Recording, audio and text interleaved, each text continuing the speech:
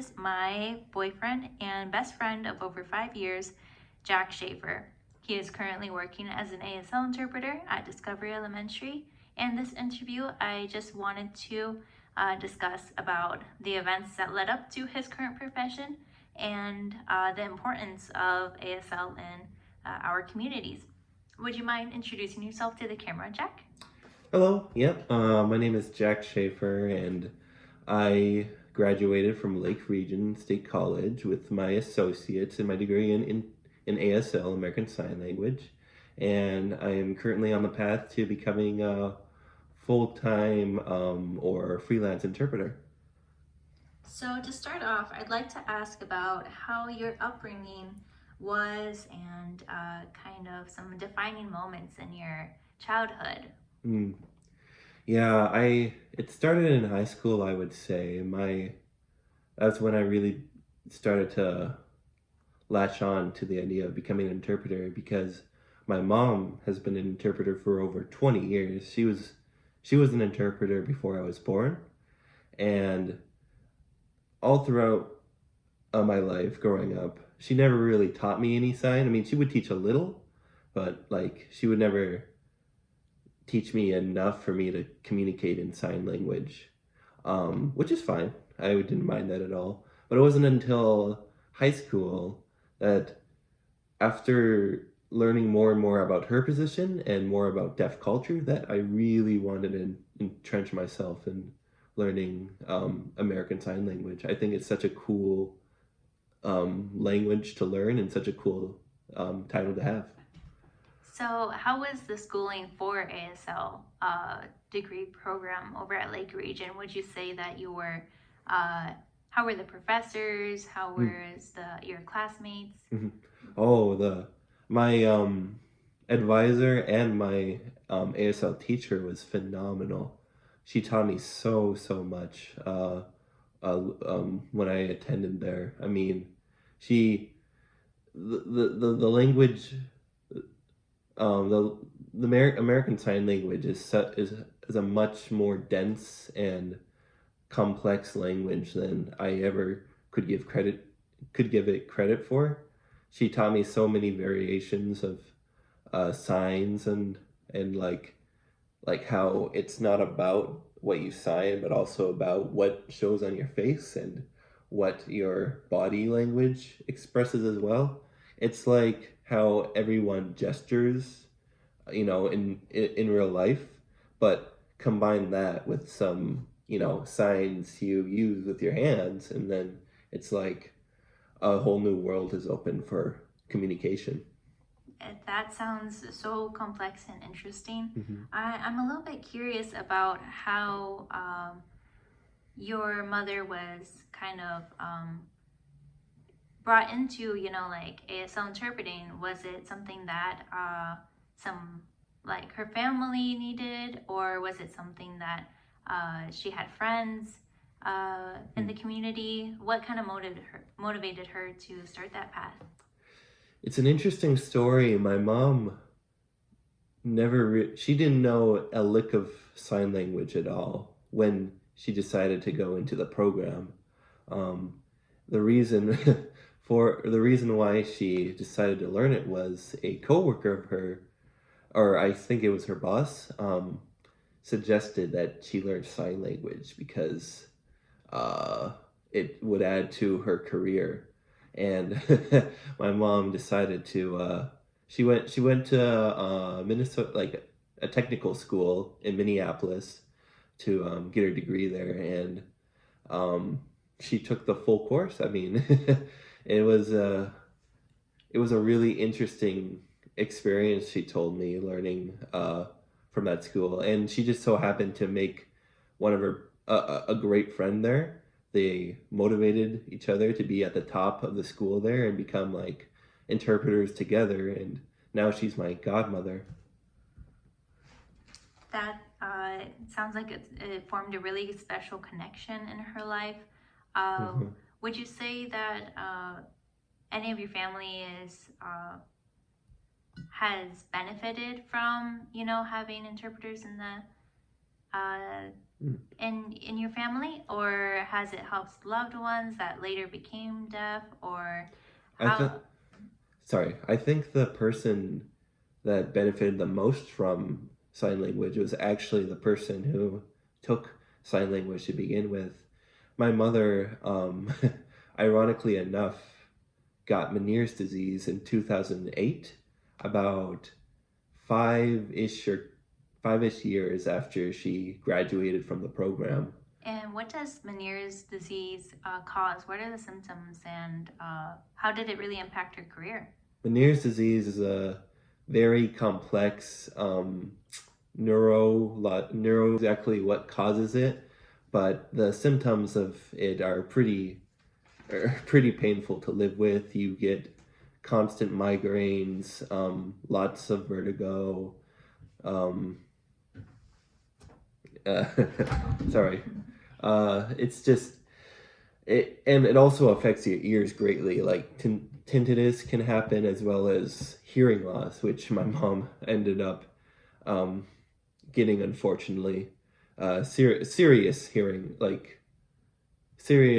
loss, now considered hard of hearing. Does she use hearing aids? Yes, she does use hearing aids, and they do help. And she's gone through so many different kinds of hearing aids that, and even though even though each even though it works to some extent, it's never always been perfect like what she had before. Does she still work as an interpreter? Yes, she still works as an interpreter, and she does great with uh controlling her Meniere's disease now. She's had surgery twice in her life, and I think it's proven to be very beneficial. She she's done so many practices in her life. I remember when I was little, walking in the kitchen, and she would be on the kitchen table listening to musicals, and she would do these stretches that um, uh, physicians would recommend her to help, you know, prevent her Meniere's disease and the vertigo and the migraines and whatnot. How is she doing now? She's doing very well now, very good.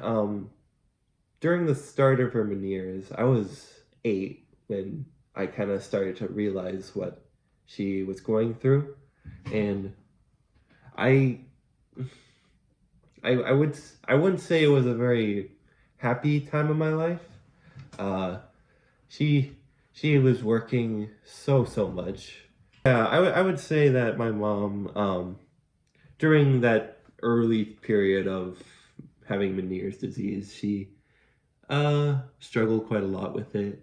She was very resilient and she wouldn't give up on treating it, which is awesome, but her emotions showed when the Meniere's was affecting her, and it made, as a little like 8-year-old, 9-year-old growing up, it affected me, and I could see the frustration on her, and sometimes she would like lash out at us, because not because we did anything wrong, but because the pain she was going through was pretty pretty tremendous, I'd say. And she was also working so hard. I mean, she'd get back home late at night, and it made us worried. I really appreciate you being so open and honest during this interview. And I was curious about how your experience seeing someone go through progressive hearing loss impacted you later in life in terms of your career choice. Oh. Do you feel a lot more emotionally connected and feel the need to, be an ally for hard of hearing and deaf people that you work with or encounter in your life? Absolutely.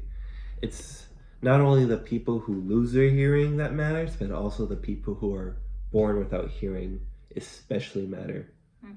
When I went into the field of interpreting, I never really thought of the perspective of a person born deaf, and it's so vastly different. I tell you, a person born deaf never grows up with hearing, never grows up with our English language. They grow up with something almost completely different. They have to grow up with like a new way of communicating, which is pretty.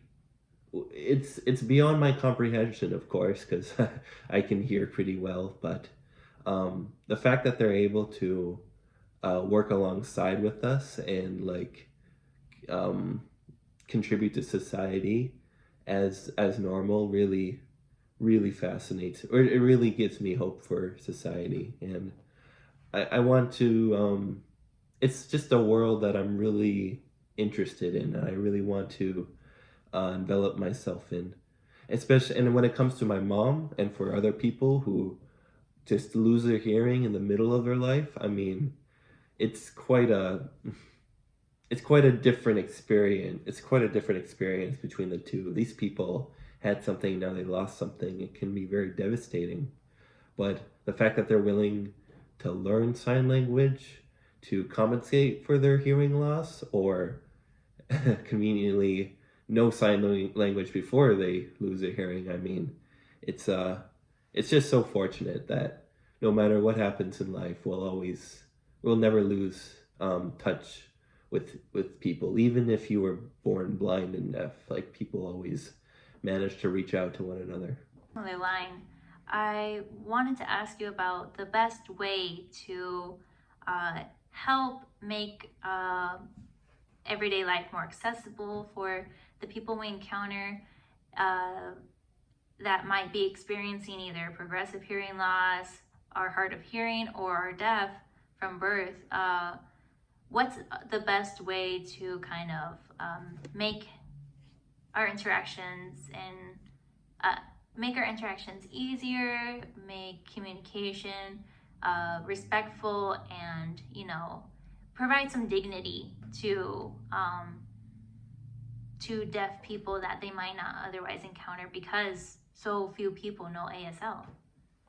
My suggestion is don't be afraid to talk to them. If you get the suspicion that they're deaf or hard of hearing, and if they come off as like different, don't be afraid to try to communicate with them, even if you know nothing of sign language, because deaf people, despite losing their hearing, they gain a lot of other senses, like the ability to see, ability to read lips, and especially gestures, body language. So if you can somehow gesture to a deaf person what you're feeling, they can almost get it right away. I mean, they're just so good about that. And they always love it when people try to talk to them. It makes them feel empowered, even if their sign language isn't good. And especially if you know sign language, if you can communicate to someone via sign language, whether that be the most basic signs, like they love that so much. Like thank you and please. I mean, they appreciate that so much. The little like